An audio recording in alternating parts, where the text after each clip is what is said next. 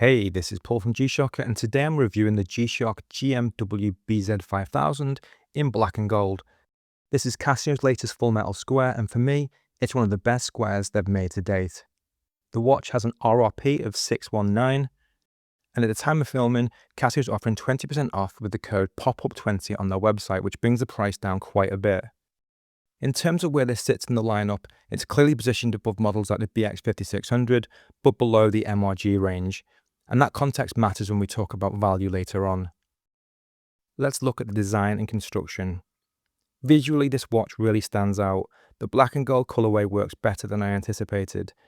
And I'm not usually a fan of black and gold, but this feels bold without feeling tacky or blingy. The iron-plated finish is excellent. It genuinely feels high-end, but without pushing into silly pricing. Compared to the GMW-B5000, I actually think this represents better value for money. The case itself is more complex than older metal 5000s. Rather than a single outer shell, Casio uses multiple interlocking parts with a resin shock absorber inside for additional protection. Some people online have raised concerns about dust building up in the crevices, but personally I've had no issues at all. The same can be said for my GWG-B1000, which uses a similar shell design. And if it ever does pick up some dust, a simple cleaning tool like this from K&F Concept costs a couple of quid and keeps everything looking fresh. Yes, and some say from the side it looks a bit like a crab, but then so does the GWG B1000, and crabs are fine. Okay, moving on. Let's take a look at the wearability and size. On the wrist, the watch weighs 172 grams, and the dimensions are roughly 49 by 43 by 13 millimeters. It definitely has presence, but it wears really comfortably. It feels well balanced and never top heavy, which is important for a full metal square at this weight. Let's take a deep dive into the display and interface. For me, the negative MIP display is a real highlight. It's a big step up from the STN LCD used on the GMW-B5000. It's clearer, higher resolution, more readable at wider angles, and more consistent across different lighting conditions. Overall, it's a genuine upgrade and a great example of Casio making good use of modern technology. The MIP panel also allows much better use of screen space.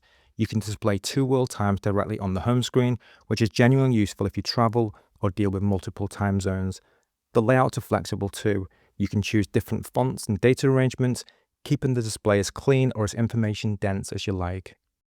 One thing and I know a lot of you were curious about was the backlight. As you know, I wasn't overly impressed with the backlight on the positive display of the BX5600, but I'm pleased to report that the backlight on the negative MIP is noticeably better. I don't think the LEDs themselves are different, it's just more about how the light interacts with the negative versus positive displays. I've compared the positive and negative BX5600 side by side, and the negative display definitely plays nicer with the LED backlight. Right then, let's look at the features and functionality. You get everything you'd expect from a square: dual world time, 5 alarms, stopwatch, countdown timer, and on top of that you also get tough solar for charging, Bluetooth for easy syncing and setup, and multiband 6 to keep the time accurate to the second. Everything you'd want from a non-smart square. There are no sensors to see here, folks. With usability in mind, the button feel is excellent. The buttons are bigger and easier to press compared with the GW-BX5600. They're not mushy, not stiff, they're just right. The adjust button is easy to locate and press as well. It's not sunken in like models such as the DW5600. On a digital watch that you're likely to be interacting with a lot, this kind of thing really matters. To give you guys a clearer idea of scale, here it is next to a few popular G-Shock models. The GWG B1000, the GA2100, and the GWF A1000.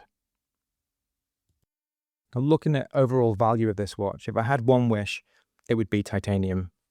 But let's be honest, that would almost certainly mean a Mr. G logo and a $3.5 grand price tag, so stainless steel it is. I do think the price gap between this and the BX5600 is larger than it should be. It's £159 versus $619, which is a £460 jump. And the main difference is the case and bracelet. That's steep. But that's also very on brand for Casio. This is nothing new. Overall, this is one of the best square G-Shocks Casio has produced. It balances classic square DNA with modern technology extremely well. The build is solid, the design is clever, and the negative MIP display is a genuine standout. If that combination appeals to you, this watch absolutely delivers. If you love the square form factor and the new MIP display, but not the premium price tag, take a look at my GW-BX5600 review. Exact same features in an affordable resin shell. If you found this review helpful, please give it a like and subscribe for more. And do drop a comment below with any questions you have. This has been Paul from G-Shocker. Until the next one.